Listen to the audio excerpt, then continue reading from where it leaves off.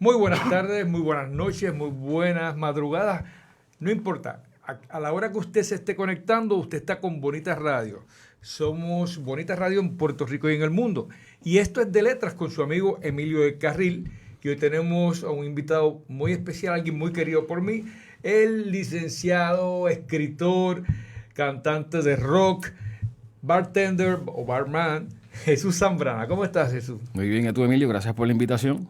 No, gracias por estar aquí. Estamos en un momento bien difícil porque nos saludamos y todo normalmente cuando nos vimos, pero la realidad es que estamos reenfocando las formas en que nos vamos a saludar, en que vamos a comunicarnos. Nosotros que somos tan afectivos, tocarnos, prescindir del abrazo, prescindir de las manos, porque ha llegado una de las grandes plagas de Egipto que se han postergado ahora en la modernidad. El coronavirus. El coronavirus. ¿Cuándo te empezaste a enterar de coronavirus? Como en diciembre. Diciembre. Escuché algo que Y no tenías miedo en ese momento. No, todavía, y tampoco lo tengo ahora. Muy bien, no lo tienes ahora. Lo escuché en diciembre, que algo estaba pasando en China, pero no le presté mucha atención. Y así, Tú dijiste, los chinos que se echaban allá. no en esas palabras, No en esas palabras, pero tal vez tal vez esa fue la idea. Claro, porque no pensamos que iba a llegar para acá. No, y está y verdad por lo impropio, pero uno dice, son tantos, ¿verdad? Que si se enferman unos cuantos, pues no importa. Pero sí, dije así, no le presté atención. Fue entonces cuando empecé a ver el proceso, el desarrollo de la histeria en los medios, que entonces ahora pues todos los días veo algo, el coronavirus. No, y tú sabes que ha sido muy dramático, por lo menos los telediarios están presentando el coronavirus. Comienza con esta música. Tú lo has escuchado, es casi como una versión Lúgubre de Walking Dead. Sí. Pero del coronavirus. Y es cierto, los noticieros te ponen esa musiquita esa como te música van, como terrible. introductoria a la noticia. Y de hecho, el otro día estaba viendo a Jay, que estaba haciendo, una muchacha estaba presentando estadísticas de cómo evolucionaba en horas los afectados por el coronavirus. Y era impresionante porque lo he visto en películas, he visto películas que así que ese crecimiento exponencial. Y a nuestros queridos amigos, hablamos de crecimiento exponencial, que comienza con una persona que puede infectar a 3, que a su vez puede infectar bajando a 5, y entonces es todo el crecimiento tan rápido que nos podemos asombrar. En 2 horas pueden caer 3,000 casos nuevos a nivel de todo el mundo. A mí me gusta, ustedes saben, yo soy tecnólogo médico también, de hecho vengo del Colegio de Tecnólogos Médicos que estaba allí en una educación continua, y de momento encontrarme con esta situación combinada con toda mi visión de mundo fatalista de que el mundo se iba a acabar, porque mi mamá desde chico me estaba diciendo que el mundo se iba a acabar. Y ha sido cierto, el mundo se me ha acabado en algunos momentos de mi vida, pero yo he seguido vivo. Y presenciar esto pues me ha impresionado porque lo que ha hecho la diferencia entre este virus y la influenza A, que también es un virus malo y letal, es que nosotros no le hacemos caso a la influenza A. La gente no se quiere vacunar, la gente no habla sobre los procesos de higiene, pero el coronavirus, como ha adquirido este aire de el aura de fin de mundo, pues se ha hecho bien famoso. Entonces el compañero aquí, hace mucho tiempo, bueno, no hace tanto tiempo, publicó un libro que es un gran libro, que lo permites por acá, El sonido de la ausencia, de Jesús Zambrana. Y Jesús, dentro de esta propuesta, tiene un cuento que ocurre en una isla y es de una epidemia. Cuéntanos un poquito de ese cuento. Perdón. Pues la epidemia ocurre en Puerto Rico. Y la idea del cuento surgió en el 2015. ¿Te acuerdas cuando hubo un brote de ébola que empezó a sacudir al mundo, que estaba todo el mundo en histeria, que llegó una persona no sé si fue de Sierra Leona, por allá por África, que estaba infectada y llegó a Dallas y murió? Y se infectaron unas cuantas personas y hubo una histeria. Pues conversando con Felo, un amigo, tú lo conoces, me dice, músico también. Estábamos hablando, filosofando, ¿viste? Entre palos. Y me dice, posiblemente los próximos ciudadanos discriminados serán los enfermos de ébola. Y el discrimen que tuvimos contra los de HIV o contra los de X enfermedad los tendremos contra los de ébola en los próximos meses. Y yo me quedé pensando en eso. Y de ahí es que surge la idea. Pero es un virus que no existe, porque es un virus que tiene todos los síntomas del ébola, pero además de los síntomas del ébola, que es el desangramiento, las ronchas, etcétera, después del 7º día el paciente empieza a sufrir de un agudo sentido del olfato. Y todo lo que está alrededor lo percibe, incluso su propia pudrición, porque se está pudriendo. Y es tanto el olfato que ellos cierran los ojos y definen las cosas que están alrededor. Disculpa que te pregunte, pero el detalle del olfato lo conseguiste como un dato médico. No, eso se me ocurrió a mí. Muy bueno, muy bueno. Sí, sí. Esa fue totalmente mía. Pensé que como yo, el compañero también medio investigador, como has leído tanto, yo dije, bueno, esto quizás fue un dato que escuchaste en alguna enfermedad y se Lo que pasa es que me pareció tan horrible que un paciente que está muriendo se siente el olor de su propia muerte. Y como el cuento se llama El olor que dejaste al morir. Que es un título bello. Sí, Luis. Es una frase que él se llamaba La Isla inicialmente. Tú fuiste el que me recomendaste. Me dijiste, tienes una frase muy linda ahí, pues usa eso y cambia La Isla. Una hermosa frase, un buen título. Pues el virus mata a las personas en 28 días. Y la propagación se dio súper rápido. Hay escenas crudas de Brasil y sitios sobrepoblados donde hay gente que tiene poco acceso a las medicinas, donde se queman poblados porque no quieren que se propague. Y en Puerto Rico, porque la historia se desarrolla en Puerto Rico, la isla de Caja de Muertos se utiliza como el campo de concentración, porque para el público era un hospital, donde se llevaban todos estos enfermos para que murieran porque no había cura. En el mundo se habían registrado 5 sobrevivientes. Y dentro del grupo de enfermos que llevan a la isla está Ignacio, que es el protagonista del libro. E Ignacio parece ser el 6º sobreviviente. Y es Ignacio quien narra la historia y va día por día, desde que comienza la enfermedad. Bueno, es un cuento largo, tiene sobre 14,000 palabras, debe tener. Es casi una novelita corta. Es una novelita corta. Podría ser. Y está narrado desde distintas perspectivas, porque a veces son alucinaciones del personaje porque está pasando por una fiebre brutal y te dice lo que ve, lo que percibe. Y ahí es como un mini mundo, porque él te va contando pequeñas cosas de cada uno de los 30 compañeros, porque son 30 por pabellones, mientras todos van muriendo hasta que él queda al final. Y los amores también surgen. Sí, porque se enamoran. Y puede ser sensual el cuento con lo grotesco que puede ser, porque en algunos momentos, porque obviamente estamos hablando de enfermedad, pues logra también en algún momento tener un grado de sensualidad. Pues tiene su toque sensual y erótico, porque Ignacio se enamora de una de las pacientes, que tiene una trama que está entrelazada con los demás cuentos del libro, pero no vamos a ir a eso ahora. Y como el virus les irrita la piel, están todos rojos, todos llenos de llagas, incluso hasta las partes íntimas. Cuando sostienen relaciones, cuando llega ese momento en que comparten, les duele, sienten dolor físico, pero la necesidad emocional era tanta que sobrepasaba cualquier dolor físico. Y la escena es una escena triste, no deja de ser erótica y a la misma vez romántica y bonita. O sea, modestia aparte, creo que la escribí muy bien. También ha sido un libro que fue premiado en el International Latino Book Award y que has vendido muy bien, porque por ejemplo este es el primer libro tuyo. Sí. Entonces, si vamos a evaluar como escritor nuevo, pues yo creo que has logrado mucho. Es un libro bonito, está ilustrado por un amigo muy admirado de nosotros, Osvaldo Budet López.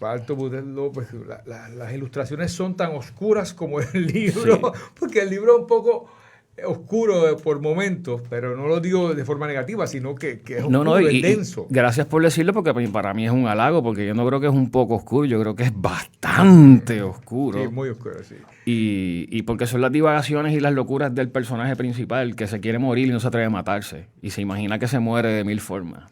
Lo gracioso de esto es que probablemente cuando escribiste el cuento en 2015, no pensaste que Puerto Rico que iba a convertirse en una isla que también, en una caja de muertos, pero en mayor escala, con la situación que está ocurriendo. Mire, yo quiero que ustedes sepan que Puerto Rico la humanidad ha pasado muchos procesos de enfermedades. De hecho, la literatura ha estado siempre ahí. La primera que yo recuerdo así como tal es el Decamerón de Boccaccio. El Decamerón de Boccaccio surge específicamente cuando está la gran peste bubónica en Europa que diezma toda a Europa. Y las personas que estaban allí, este escritor ve el entorno terrible de lo que está pasando y decide componer una novela metarrelatada de estos 10 jóvenes que se encuentran huyendo de la peste, y entonces son 7 mujeres, miren qué interesante, mayor cantidad de mujeres que de hombres, 7 mujeres y 3 varones. Y ellos, ante la inacción, porque no había Facebook, no había Instagram, no había Twitter, pues, ni Netflix, pues se pusieron a contar cuentos durante 10 jornadas o noches. O sea, es como que la primera vez que yo veo un libro que está basado en la enfermedad. Y por los cuentos que cuentan la pasaron muy bien en el monte metidos ellos por allá. Parece que la sensación de que tú como persona tengas cercanía con la muerte te hace vivir cosas, acelerar el proceso de vida. Me parece a mí. O sea, es que el otro día estaba viendo una serie que es de la novela de Neil Gaiman de American Gods. Y hay una parte que la protagonista le dice a otro de los protagonistas que hay una relación directa entre el sexo y la muerte. Y es por eso que al lado de cada cementerio encuentras un motel. Qué bueno, yo no sabía. De hecho, volvieron a dar American God. Ya comenzó una segunda temporada. Hay una segunda temporada. Yo no he visto la segunda temporada. Yo me quedé en la primera y como se me diferenció tanto el libro, pues la dejé. Pero quiero verla porque la verdad es que a mí me fascinó esa serie. Si no la han visto, verla. Sí, muy buena. Es muy buena. Creativa, sobre todo el sincretismo que hay de dioses. Es bien interesante porque entonces cogen todas las deidades de diferentes partes del mundo. Y volviendo, haciendo un pequeño recuento, quizás el otro libro que lo recuerdo bastante reciente es El amor en los tiempos del cólera. Ustedes saben que el cólera sigue siendo una enfermedad en algunas partes del mundo endémica y es un problema. Y García Márquez trabaja como, fíjate, el amor dentro de esa situación. De ese tiempo, sí. O sea, que parece que hay una relación, sobre todo en esta cuestión de la muerte, la posibilidad de que no vayamos a existir hasta la necesidad de preservarnos a través del amor o de la relación personal. En algún lugar leí que esa es la historia de amor de los padres de él vista desde sus ojos. De los ojos. O sea, que era la forma en que él decía oía las cosas, y esa es la historia de sus papás, que vivieron una historia bastante tortuosa.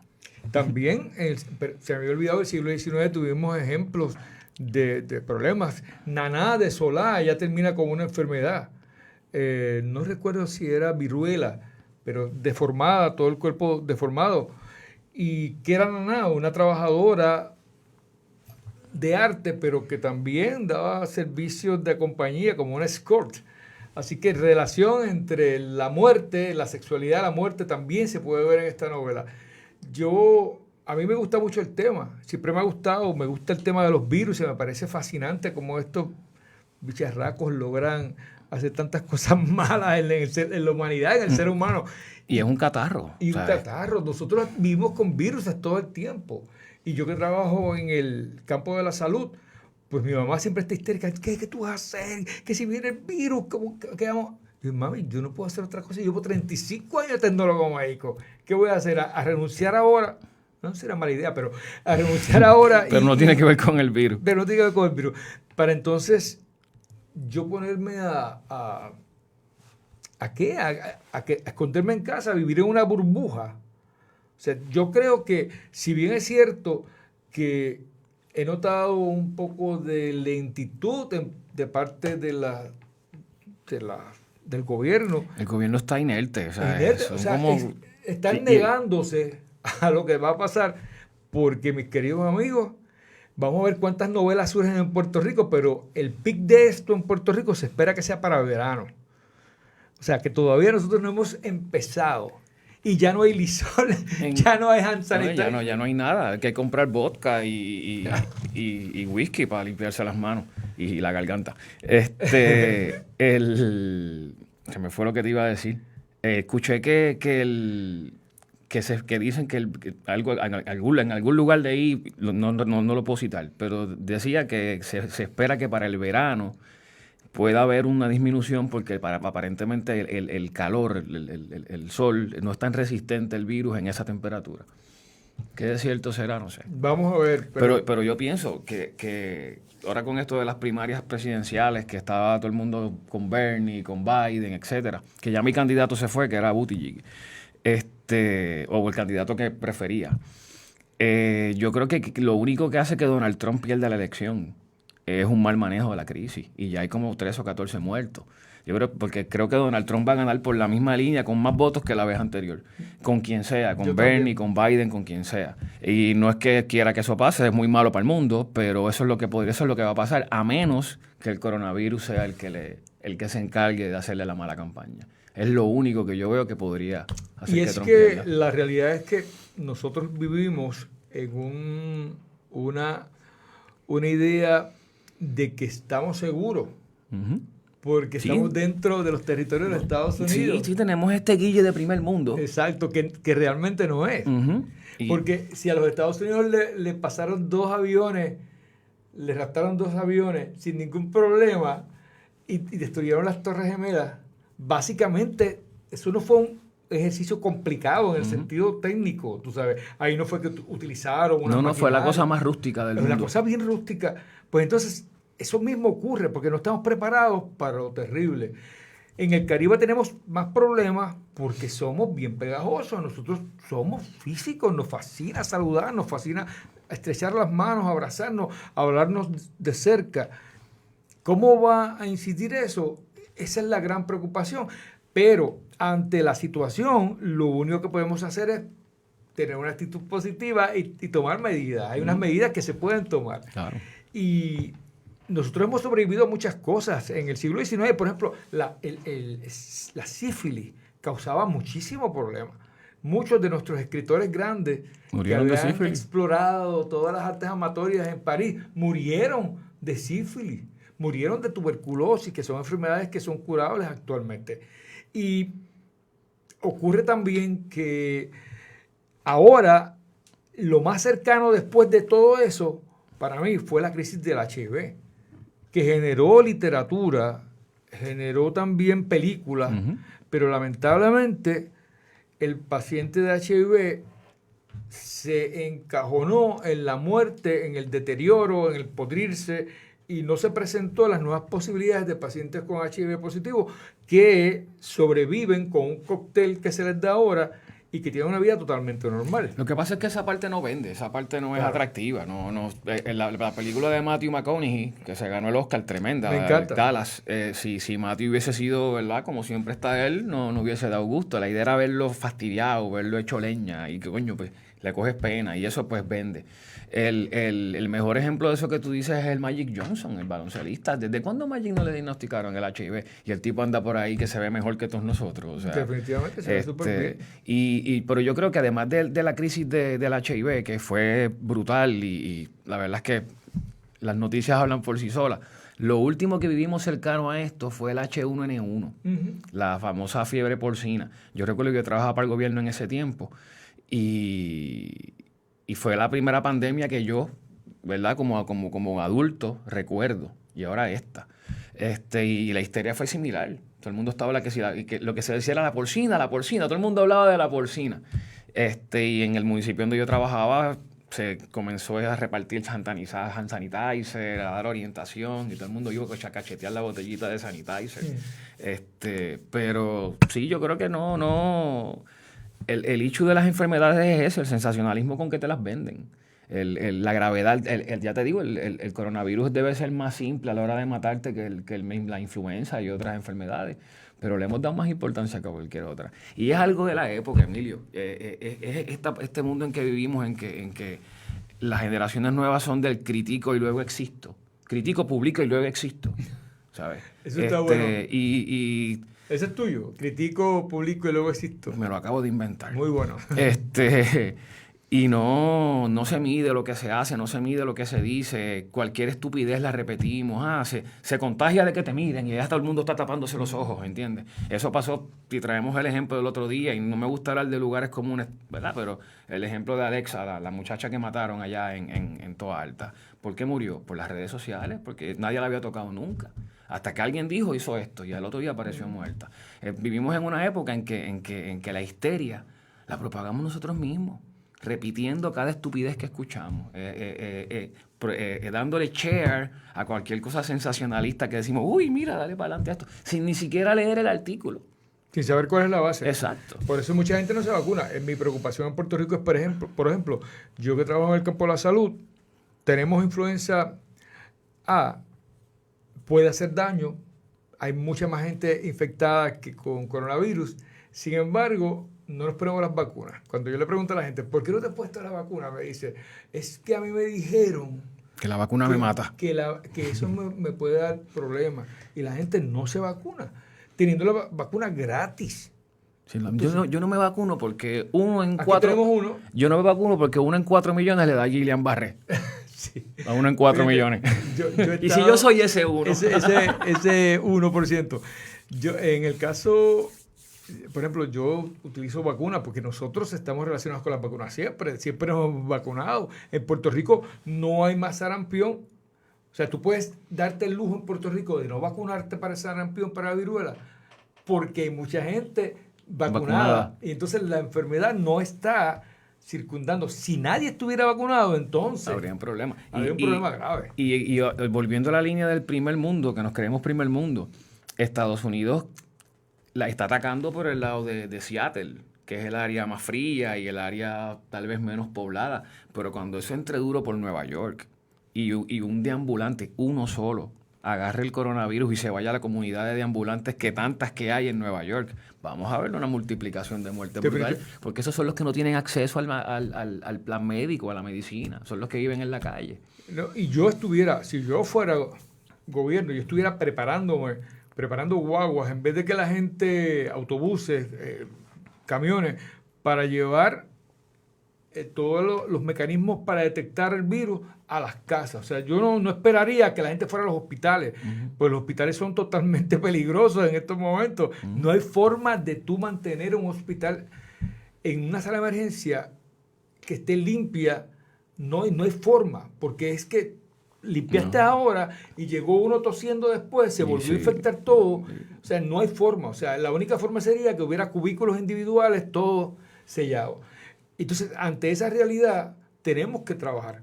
Ante esa realidad tenemos que decir, mira, esa es la realidad. Y los poetas, los escritores, vamos a ver el mundo, los planteamientos de forma creativa, pero real. O sea, en la isla, en el olor que dejaste al morir, que es el libro, del cuento que estamos hablando en esta tarde, la burocracia existe. La forma escapista de salir de los problemas del gobierno está ahí. O sea que también es una crítica a los gobiernos. Sí, que tú lo estás presentando, porque es bien fácil tú decir, vamos a meter a toda esta gente en una isla para que se muera.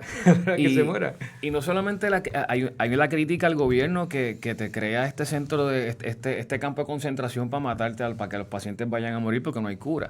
Pero también hay otra crítica a la otra parte, al grupo que se opone a que te traten como enfermo, al que el grupo que se siente discriminado, porque ¿cómo van a discriminar con estas personas? Pero si estas personas están infectando a otras, tenemos que ponerlas en cuarentena. No, y hay una parte en que te dice que los procesos de prevención se tuvieron que detener en lo que se peleaba el caso en el tribunal de unos que peleaban los derechos del paciente. Y en lo que eso pasó, pues se propagó la enfermedad. O sea, que se critica de todos los foros, ¿verdad? Sin tratar de ser específico, de dar una crítica específica. Porque eso, y tú sabes cómo yo escribo, eso es lo que a mí me gusta, presentar las situaciones y ser tú el juez.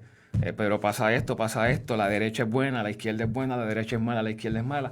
Todos somos buenos, todos somos malos. Y le debes presentarle que tú juzgues, si quieres juzgar.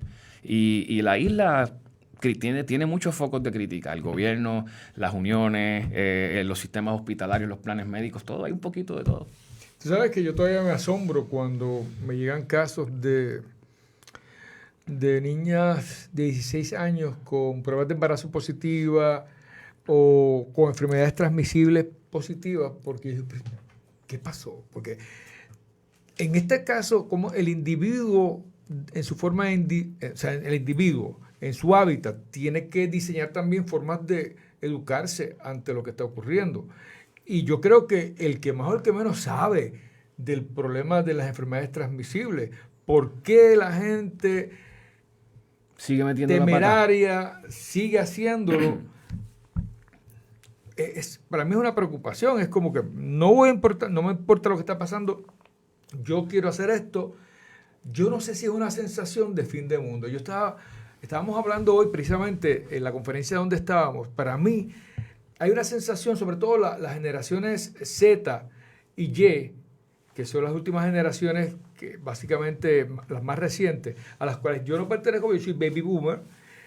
Yo creo que tú debes estar... Yo soy X, en la generación X. Entonces, estábamos pensando que... Cuando me pregunto, yo soy X porque me gusta el porno, digo, porque nací no, eso solamente él. Mira, entonces, estamos viendo lo que es el mundo, y estos muchachos nuevos lo que están viendo es un mundo que tiene un cambio climático demasiado evidente, que sabe que en cualquier momento te puede llegar o un terremoto, o una mega tormenta, o un tsunami, que hay una escasez de agua en el mundo, que el capitalismo se está fracturando a nivel mundial. Por eso es que tú ves economías que aparentemente eran prósperas, que pueden caer de la noche a la mañana bajo el sistema capitalista. Y es como si fuera un ouroboros, o sea, se está comiendo el rabo. Y entonces, encima de eso, una generación nueva que no quiere, que ya no existe el empleado, que todo el mundo tiene que ser su propio empresario, su propio empleado. Que tú le estás diciendo a la persona, a los jóvenes, no te preocupes que no te tengo ni retiro, no vas a tener aire limpio, vas a tener poca cantidad de agua, vas a tener problemas de catástrofes cada ciertos años. Entonces, pues, ¿qué hacen los jóvenes? ¿Qué hacen esas generaciones? Pues dedicarse al hedonismo y a vivir. Pues en esa línea de ahorita de las redes sociales, de la exceso de información que nos desinforma, yo creo que estas generaciones modernas son víctimas de eso. Los Zetas y los Zetas y los Y, los millennials y los nuevos, no sé cómo se llaman los nuevos, sí. Los criaron en un mundo, en una sociedad en la que te exhorta a que seas todo lo que tú quieras ser, incluso hasta lo que no puedes ser. Y no le enseñaron a enfrentar la decepción de lo que no pudiste tener, porque todo lo tenían accesible. Yo tengo un hijo millennial, tengo una hija Z, y he visto cómo trabajan las redes en ellos, o sea, cómo se criaron. Yo traté de alejarlos de todo eso, pero es imposible, porque siempre se llega. La brevedad de las cosas, la inmediatez del mensaje, todas esas ideas articuladas se resumen en 144 caracteres o una foto. Nosotros no tuvimos esa mala ventaja. Y dentro de eso de que tú puedes hacer todo lo que tú quieras hasta lo que no puedes, pues hoy día, el otro día, por ejemplo, para darle un ejemplo a eso que acabo de decir, por accidente, bregando con una harina, me ha salido, la puse en un copito y la puse en la freidora de aire, me salió un bizcochito de lo más aquel. Y fue un puro accidente. Air fryer, tú caíste en la fiebre. Soy un adicto al air fryer. Y cuando saco el bizcochito, le tiro una foto. Digo, si yo fuese un millennial, hago un carrito mañana y empiezo a vender esto en el carrito. Uh-huh. O sea, porque esa es la mentalidad de la inmediatez de esa generación. Pues, si ese carrito no trae la respuesta que yo espero, pues entonces viene la decepción y comienza toda esta aura negativa que vemos entonces de la crítica, del troleo, de toda la gente desespera en las redes sociales mostrando lo que no son. Yo creo que sí, la desinformación es lo que nos está destruyendo poco a poco, lo que está desesperanzando a las generaciones modernas. No sé. Ustedes recuerdan, posiblemente todos los recordamos, que en un determinado momento, cuando éramos bien jovencitos, había un libro que se titulaba El príncipe que todo lo aprendió en los libros. Un muchacho que se va instruyendo. La diferencia ahora es los muchachos que todo lo aprenden en YouTube o en Internet. Mucha de la gente De hecho, yo no sé cómo está la educación sexual en las escuelas, pero a mí me parece que Internet ha suplantado, negativa o positivamente, toda la posibilidad de información a nivel de la sexualidad de las escuelas, porque los muchachos ya llegan, cuando en el currículo dice, vamos a estudiar sexualidad humana para que ellos aprendan, ya los nenes ya llevan 3 años de master degree en eso. ¿Sabes que en el libro este de Mario Vargas Llosa, yo sé que tú no eres muy, no te encanta Vargas, a mí me gusta mucho, en La civilización del espectáculo, él habla de la sexualidad, de cómo la sexualidad se ha demitificado. Cuando yo era un niño, o sea, verle una rodilla a una nena era la cosa más excitante que tú te puedes imaginar, y era como que, ay, si se le sale de nuevo esa rodilla, yo voy a ser feliz. Ver un seno, y perdón por los oyentes, era motivo de masturbación inmediata, ¿entiendes? Yo quiero llegar a casa porque le vi el seno a la nena, ¿entiendes? Hoy día ves seno, ves esto, ves lo otro, ves todo. Y ese curioseo, esa inseguridad, esas cosquillas se pierden. La emoción del sexo y el erotismo se ha perdido, se ha mecanizado. Lo vemos en la música. Comparemos las líricas de hoy día con las líricas hace 50 años, cuando agarrarte la mano, mi amor, era lo más divino y lo más hermoso. Hoy Bad Bunny está lamiendo partes traseras en plena canción. Y no que haya nada malo con eso, es que lo estamos diciendo en una canción, ¿entiendes? O sea que el erotismo se perdió, la magia sexual, esa chulería se perdió. Ahora vamos directo al porno. No hay ese encanto, esa magia de seducir, de las miraditas. De sugerir. O sea, sí. Sobre todo en la literatura. En la música, pues si va a ser tan explícito, se cae en la posibilidad de que dentro de 2 años la gente ya esté cansado y se hayan acabado las imágenes que podrían antes sorprendernos, pero que ahora nos parecen normales, exacto, aburridas porque cotidianas. Repetitivas. En este libro hay un cuento que es casi 2 cuentos en uno, y la primera parte es un sueño, y es un cuento súper erótico, cuando yo diga súper erótico, es casi pornográfico, pero yo no menciono culo, teta, ni ninguna palabra que pudiese sonar soez. El cuento es casi una poesía. Cuando lo lees y dices, wow, tanto erotismo sin ninguna palabra que pueda parecer ofensiva. Está súper cuidado. Y gente me ha dicho, wow, mano, en estos tiempos, ¿cómo se puede escribir erotismo así? Sin hablar de lo explícito, sin hablar de te cogí, te hice esto. ¿Sabes por qué? Porque el escritor y el creativo tiene algo maravilloso, que cuando tú sales del lenguaje concreto, te queda la metáfora, el símil, la personificación, esas figuras retóricas que te ayudan a tú poder decir lo mismo que otros millones han dicho de forma diferente. Si te vas al lenguaje concreto, pues dijiste la palabra. Es difícil tú articular otra expresión que pueda sonar llamativa bajo esa sensación. Y pierde contundencia. Creo que fue Rubik, una vez le escuché Rubik Camacho, que una vez habló leí algo que escribió acerca de eso, de la contundencia de las malas palabras. Si tú vas a estar hablando de coño, carajo, claro, puñeta todo el tiempo. Tú sabes que yo se lo he dicho a algunos amigos de teatro, que yo voy a ver una obra y tomó la libertad de decirle, me gustó la obra, lo que me pareció es que había que dosificar las malas palabras porque estaban todas tan corridas que, eso es como cuando tienes una película de terror y has visto ya 10 minutos de sangre y de asesinatos, ya el próximo asesinato tú dices, no te sorprende. No te sorprende. Y eso nos pasó a nosotros, porque tú sabes que las primeras películas de terror fuertes, no estoy hablando de Psycho de los 60, estoy hablando de los 80, cuando empezaron la Viernes 13 y empezó Jason, empezó Freddy Krueger. Las primeras eran aterrorizantes. Ahora yo veo esas películas y me dan gracia. A mí me dan gracia ahora. Me dan gracia. ¿A ti te pasa, Mauricio? Mauricio es nuestro técnico hoy. Hola, saludo. ¿Te aburre No soy de ver muchas películas así. De terror, no las ves mucho, pero... No, pero me las disfruto cuando lo hago. Muy bien, claro, pero el terror de hoy día es otra cosa. El de ahora es más... Hostel, Saw, películas que son toda sangre. Sí, porque son... Que caen en otro nivel de lo que es la depravación humana.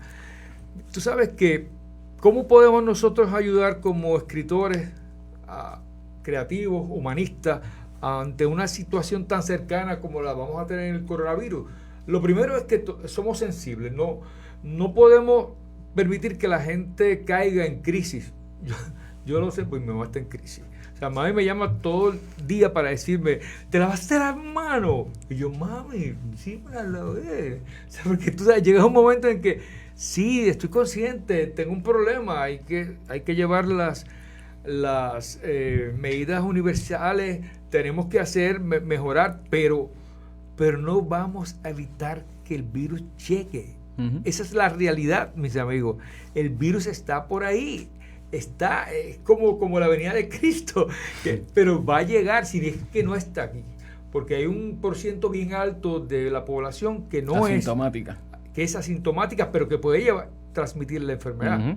O sea, vamos. Así que yo te veo muy bien a ti y eso no quiere decir que tú no puedas contagiarme. El tiempo de contagio usual, promedio, es de 5 a 7 días, aunque realmente es hasta 14, pero el promedio es de 5 a 7 días de incubación dentro de tu cuerpo. O sea, que en el proyecto que estoy escribiendo ahora, Tiburón, como trata de estos tiempos políticos, hice un asterisco de que tengo que incluir el coronavirus. Claro. Pero como tengo todavía 2 meses, posiblemente más de escritura, pues veré cómo lo desarrollo y cómo lo traigo, como tú dices, la responsabilidad que tenemos como escritores de presentar ciertas cosas y plasmarlas para la historia de la manera en que ocurrieron y sin el sensacionalismo, ¿no? Pero sí.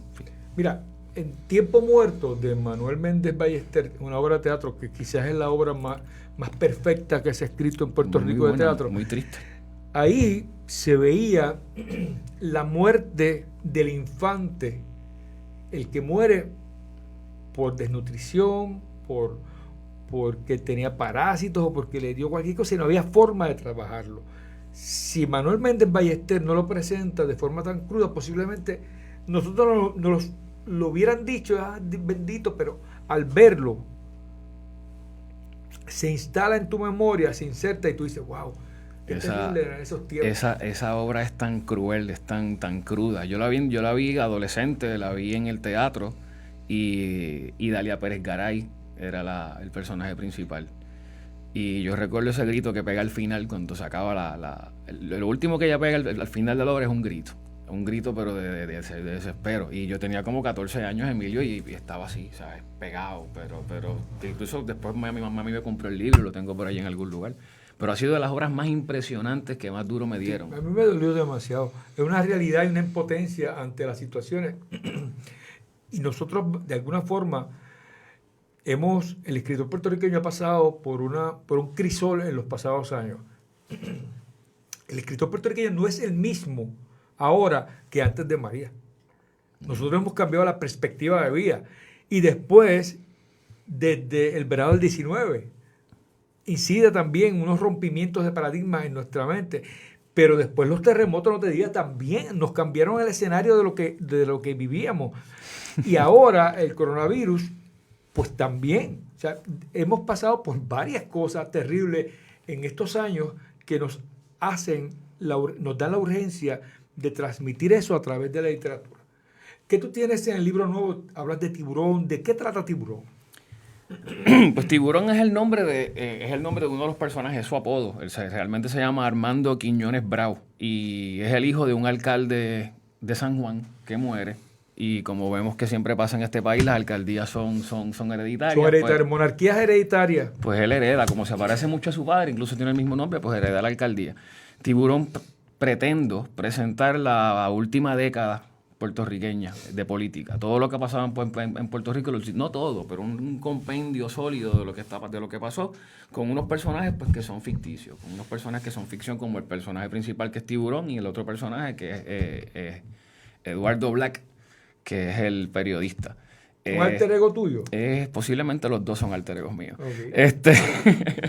Yo creo que todos los personajes son un poquito de uno. El otro día me levanté, el día antes procrastiné porque tenía que matar un personaje que lo adoré cuando lo creé, es una mujer. Y el día que tenía que matarla procrastiné y no la maté. Al otro día me levanté deprimido porque tenía que matar ese personaje. Y escribir la muerte fue un suplicio. O sea, fue una de las cosas más tristes que he hecho en el último tiempo. Y ese día me llama me escribe una amiga una pregunta legal y le contesto y me dice, ¿cómo están las musas? Y yo le digo, amiga, cuando tú llevas ya más de 140,000 palabras escritas en una novela, ya no se trata de musas, se trata de esta manera de no volverte loco. Y así me siento con este proyecto, porque él es denso, creo que va a tener más de 600 páginas. Y termina en el día de las elecciones del 2020. Cuando el personaje principal, pues el desenlace va a pasar. Es un político corrupto, se mete droga. ¿Vas a esperar hasta ese momento para terminar la novela, para nutrirte del entorno de lo que va a pasar en las elecciones? No, la novela yo espero terminarla antes del verano y espero venderla antes de las elecciones. Y ya yo hice mis predicciones de quién va a ganar, así que si la pego o no la pego, pues veremos a ver qué pasa. Ah, de verdad, ¿tú crees que vas a atinar mejor que la encuesta de Nuevo Día? Lo que pasa es que, lo recuerda que en la escena local, en mi novela no está Carmen Yulín, ni está Eduardo Batia, ni está Pierluisi, está Armando Quiñones y el candidato por los... Okay. Porque mi alcalde corrupto es PNP, ¿ok? Qué raro, ¿por qué elegiste ser partido? Mala mía, mis amigos PNP, pero ustedes lo saben. Así que y nada, tú verás, te va a encantar todo lo que hemos hablado, coronavirus, terremotos, María, e incluso nuestro alcalde, hay una parte del muelle de San Juan que pertenece al municipio, que el gobierno federal en el 2009 les dio licencia para usarla, pues por ahí se meten drogas de México porque tiene unos amigos en un cartel mexicano. Te digo, es una novela exquisita. O sea, no... Me llama la atención porque en Puerto Rico, bueno, generalmente la extensión de las obras no es muy grande. Encontrar una novela extensa como las que en Bavia de José y de Diego Padró, que es grande, pues es poco común. Ocurre lo mismo con los cuentos, las colecciones son relativamente pequeñas, no son grandes. Entonces tú vas a hacer una novela de 600 páginas. Yo creo que lo más cercano a eso era Barataria, de Juan López Babuzá, que tiene 2 tomos, yo creo que llega casi a 900 o a 1000.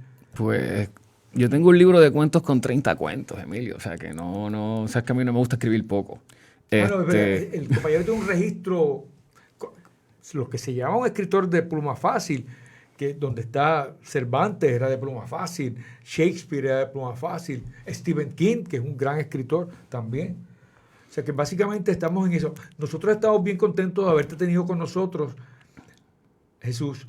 Creemos en lo que tú haces, tú sabes que hemos sido, de alguna forma, siempre estamos vigilando lo que tus nuevos movimientos. Emilio no solamente vigila mis movimientos, Emilio es mi editor. Emilio ha editado mis libros y siempre trabajamos juntos y la verdad es que es un honor para mí siempre trabajar contigo. Es bien divertido porque somos tan diferentes. De hecho, deberíamos hacer algún día un programa de radio porque somos las personalidades más opuestas que usted se puede imaginar.